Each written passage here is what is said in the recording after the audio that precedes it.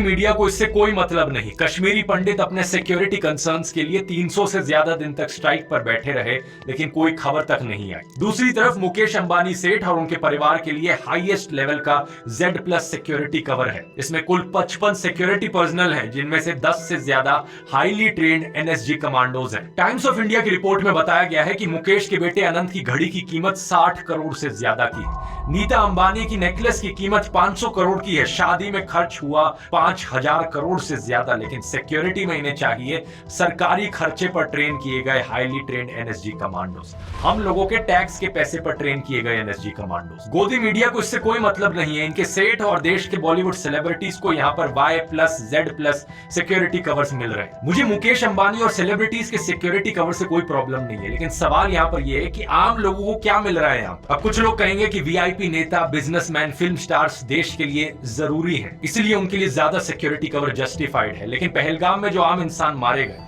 वो भी तो अपने परिवार के लिए उतने ही जरूरी है ना। उनकी पत्नी, उनके बच्चे और उनके माँ बाप के लिए तो वही दुनिया है। सवाल यहाँ पर यह है कि आम लोगों की ही जान इतनी सस्ती क्यों है। कभी ट्रेन एक्सीडेंट में मारे जाते हैं, कभी भगदड़ में, कभी होर्डिंग गिर जाती है तो कभी पुल टूट जाता है, कभी किसी की पोर्श या लैम्बोर्गिनी गाड़ी के नीचे आके मारे जाते हैं या सड़क पर मैनहोल में गिर जाते हैं, तो कभी आतंकी हमले में मारे जाते हैं। आम लोगों की सिक्योरिटी की बात हो तो सरकार आर्मी ट्रूप्स की सैलरी और पेंशन की चिंता करने लगती है।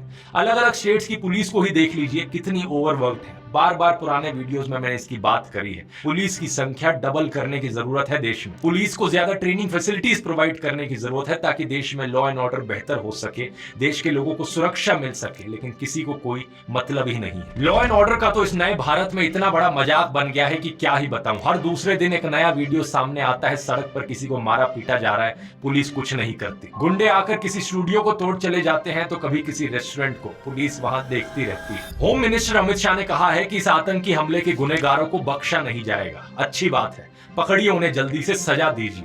लेकिन इसके साथ ही सवाल यह है कि क्या आपकी सरकार के पास कोई भी सोल्यूशन है ऐसे आतंकी हमलों को रोकने का? क्या आपकी सरकार अश्योरेंस दे सकती है कि फिर ऐसा कोई आतंकी हमला नहीं होगा फ्यूचर में? सलमान खान को अश्योरेंस देने के लिए तो former chief minister Eknath Shinde खुद सलमान के घर चले गए थे, लेकिन आम लोगों को ऐसी अश्योरेंस कौन देगा? बात यहाँ यह है दोस्तों कि कोई सरकार यहाँ इतनी जहमत क्यों उठाएगी किसी सोल्यूशन के लिए, जब गोदी मीडिया के जरिए सरकार के सभी फेलियर्स को अचीवमेंट्स के तौर पर दिखाया जा रहा है। टीवी पर क्या चल रहा है?